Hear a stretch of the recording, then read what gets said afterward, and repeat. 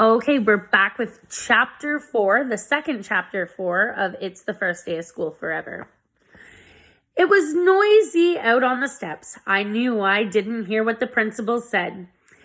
He didn't really say he could put me in a world of pain. That would be crazy.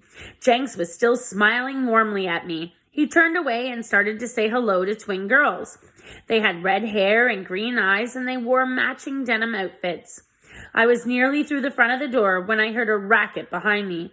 Kids shouted. A dog yapped. Huh? I spun around and instantly recognized the big dog racing up the steps. Wowzer! Oh no! Wowzer had followed me to school.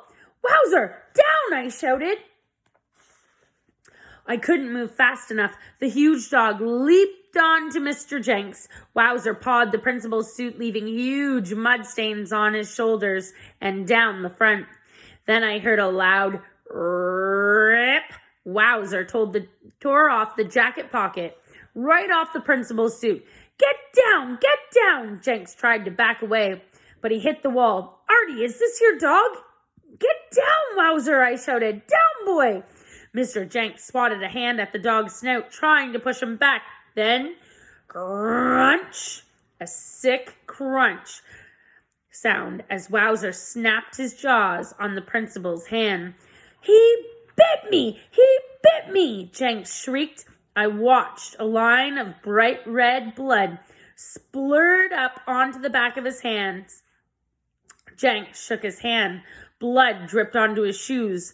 I wrapped my arms around Wowzer's neck and I pulled him away from the principal. He never bit anyone before, I stammered. He's usually very gentle. Must have smelled my cat, Jenks said, and he cradled his bleeding hand in his good hand.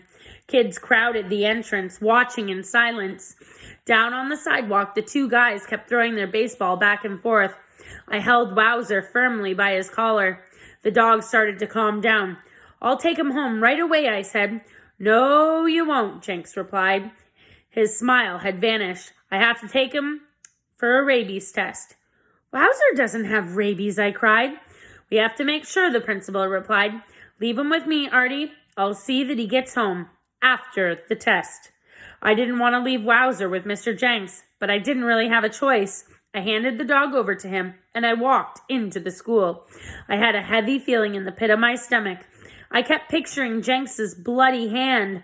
That didn't happen in my dream. It was worse. Biting his hand was way more worse, way more serious than ripping his pocket. Was my real first day of school going to be even more horrible than my dream? And that's the end of the chapter.